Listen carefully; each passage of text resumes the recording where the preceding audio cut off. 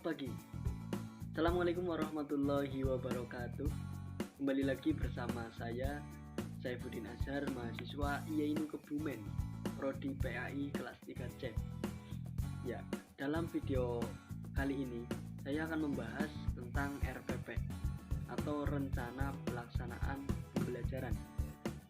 Pasti bagi para pendidik atau guru tak asing lagi mendengar kata RPP. Nah, saya akan membahas sedikit tentang RPP tersebut, mulai dari pengertian dan komponennya. Ya, langsung saja kita bahas apa itu RPP. RPP merupakan rencana kegiatan pembelajaran untuk satu pertemuan atau lebih. Nah, RPP sendiri itu dikembangkan dari silabus untuk mengarahkan kegiatan pembelajaran peserta didik dalam upaya mencapai kompetensi dasar atau KD. Nah, kemudian bagi para pendidik atau guru itu diwajibkan untuk membuat RPP yang lengkap dan sistematik tentunya. Nah, untuk membuat RPP yang lengkap dan sistematik, pasti kita membutuhkan komponen-komponen dan apa yang terdapat di dalamnya. Terlebih dahulu kita perlu ketahui apa saja yang perlu disiapkan dalam menyusun RPP. Yang pertama itu ada yang namanya format RPP. Nanti ada format RPP, kemudian ada perangkat pembelajaran yang ada di RPP itu apa saja. Merujuk ke Permendikbud, komponen RPP yang harus sesuai dan perlu diperhatikan itu ada identitas, kemudian ada kompetensi inti, kemudian ada kompetensi dasar dan indikator pencapaian kompetensi, kemudian ada tujuan pembelajaran, apa tujuan dari pembelajaran yang akan disampaikan, kemudian ada materi, apa saja materi yang akan disampaikan, kemudian ada media atau alat, apa saja alat yang akan digunakan untuk pembelajaran nanti, kemudian ada bahan atau buku atau sumber belajar, dari mana saja kita akan mengambil sumber-sumber atau topik atau tema pada pembelajaran yang akan dilaksanakan. Kemudian ada metode apa yang kita akan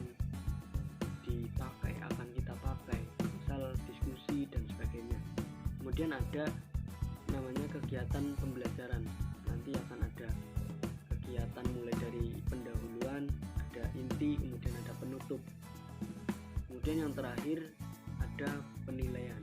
Nah, ini kita akan menilai dari segi sikap, dari segi pengetahuan, dan nanti juga ada dari segi spiritual.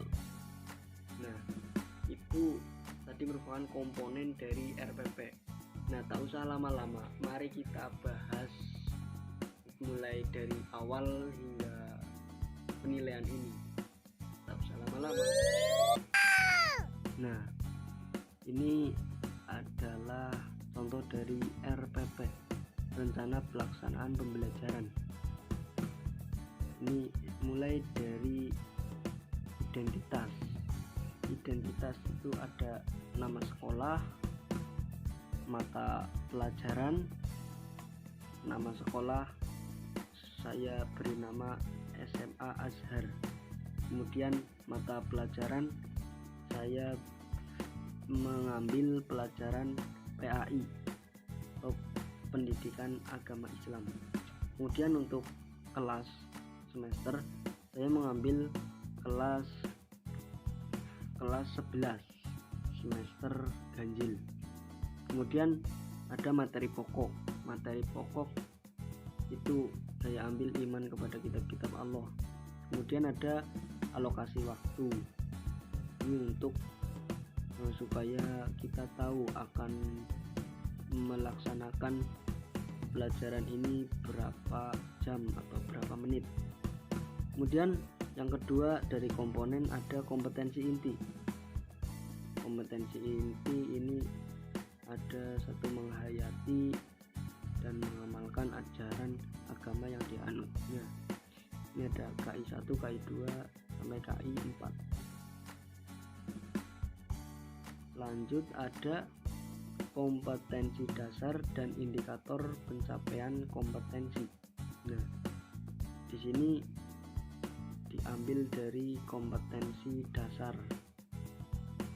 Kompetensi dasarnya ini 1.3, KD 2.3, KD 3.3. Kemudian ada indikatornya ini 3.3.1 dan seterusnya sampai bawah ini. Kemudian ada yang namanya tujuan pembelajaran. Tujuan pembelajaran melalui tayangan PowerPoint dan penjelasan guru tentang makna iman kepada kitab Allah, siswa dapat mengidentifikasi makna iman kepada Allah dan benar. Ini contoh tujuan pembelajaran. Kemudian ada langkah-langkah pembelajaran atau di sini kegiatan pembelajarannya dari pendahuluan, guru harus seperti apa, kemudian alokasi waktunya juga harus ditentukan. Ini pendahuluan 20 menit. Kemudian ada kegiatan inti. Kegiatan inti ini 90 menit, dialokasikan 90 menit. Kemudian ada penutup. Nah, setelah inti kita membahas apa pelajarannya, kemudian ada penutup. Penutup itu diantaranya berisi menyimpulkan, ya tentunya penutup tidak asing dengan kesimpulan. Kemudian ada siswa mengerjakan soal evaluasi, kemudian ada bersama dengan siswa guru melakukan refleksi pembelajaran, kemudian guru memberikan penghargaan atau reward atau hadiah kepada siswa atau kelompok yang aktif. Kemudian guru menyampaikan materi yang akan dipelajari pada pertemuan berikutnya. Jadi sebelum closing atau sebelum penutup, biasanya guru itu menyampaikan pelajaran selanjutnya atau pelajaran berikutnya. Nah, yang terakhir dari komponen RPP ini ada penilaian. Nah, penilaian dinilai dari pengetahuan, kemudian dari keterampilan, kemudian dari sikap. Itu penilaian. Kemudian ada di sini ada tanda tangan oleh kepala sekolah dan guru PAI. Itu tadi penjelasan tentang RPP. Sekian dari saya, kurang lebihnya mohon maaf. Wallahul muwaffiq ila aqwamit thoriq. Wassalamualaikum warahmatullahi wabarakatuh. Dan jangan lupa subscribe, like, and comment. Sampai jumpa.